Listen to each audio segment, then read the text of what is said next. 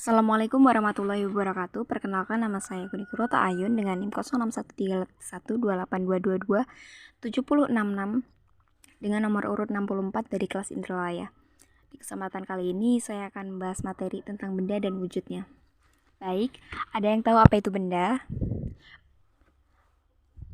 Menurut para ahli, pengertian benda adalah zat-zat yang tersusun dari partikel-partikel yang saling berikatan antara satu dengan yang lainnya sehingga terbentuklah benda yang dapat dilihat, diraba, dan dirasakan. Benda ini banyak sekali kita jumpai di lingkungan kita. Seperti ya barang-barang di sekitar kita lah ya, meja, kursi, air yang kita minum, udara. Adapun benda-benda ini dibagi menjadi 3. Ya, apa aja? Betul, yang pertama adalah benda padat. Zat padat atau benda padat ya. Adapun karakteristik dari benda padat, yang pertama memiliki bentuk dan volume tetap, yang kedua kokoh, yang ketiga mampu menyerap panas. Contoh dari benda padat yang sering kita jumpai di kehidupan sehari-hari, misalnya batu, tembok, kayu, besi, dan lain sebagainya. Yang kedua, zat cair atau benda cair. Zat cair atau benda cair memiliki karakteristik yang pertama, volumenya tetap, tapi bentuknya berubah-ubah sesuai dengan tempat atau wadahnya. Contoh dari benda cair yang dapat berubah ini air ya.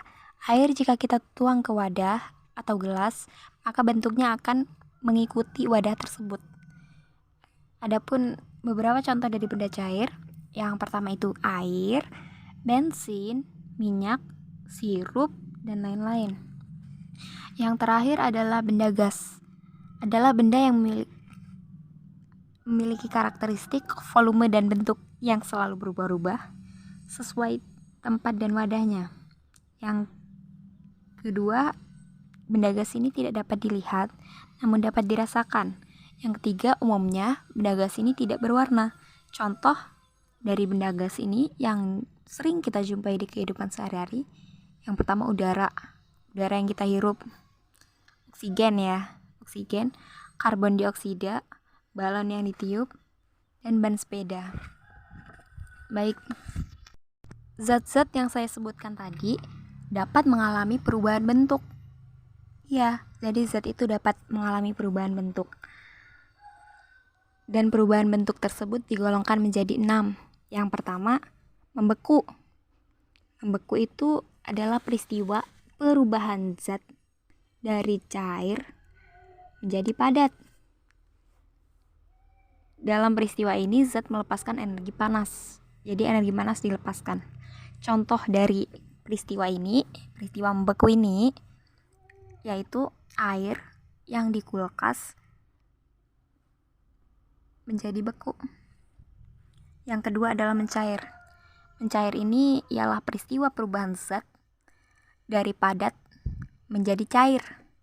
Dalam peristiwa ini zat memerlukan energi panas. Contoh dari perubahan mencair ini ialah air es yang kita kulkas, kemudian kita keluarkan dan kita diamkan di suhu ruang, maka air itu akan mencair. Yang ketiga, menguap. Peristiwa menguap merupakan peristiwa perubahan wujud dari cair menjadi gas. Dalam peristiwa ini, zat memerlukan energi panas. Contoh, ibu menjemur baju yang jika terkena panas, ibu menjemur baju dan baju itu akan kering karena air yang ada di dalam baju itu menguap. Yang keempat adalah mengembun. Mengembun ialah peristiwa perubahan wujud dari gas menjadi cair. Dalam peristiwa ini, zat melepaskan energi panas. Zat mengalami penurunan suhu.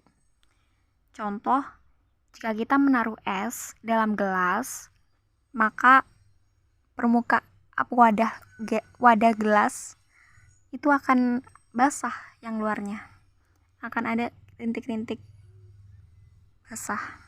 Itu namanya proses mengembun. Yang kelima, menyublim. Perubahan wujud dari padat menjadi gas atau uap tanpa melalui proses pencairan. Dalam peristiwa ini, zat memerlukan energi panas. Contoh, kapur barus yang dibiarkan di dalam lemari pasti akan mengecil dan habis. Yang keenam, mengkristalisasi, perubahan wujud dari gas menjadi padat. Zat gas melepaskan energi panas. Contoh dari peristiwa ini adalah pengkristalisasi es atau pembentukan salju, membeku, dan juga jelaga hitam pada knalpot. Terima kasih. Baik, sekian dari materi saya. Terima kasih. Mohon maaf jika terdapat banyak sekali kekurangan. Kepada Allah saya mohon ampun. Wassalamualaikum warahmatullahi wabarakatuh.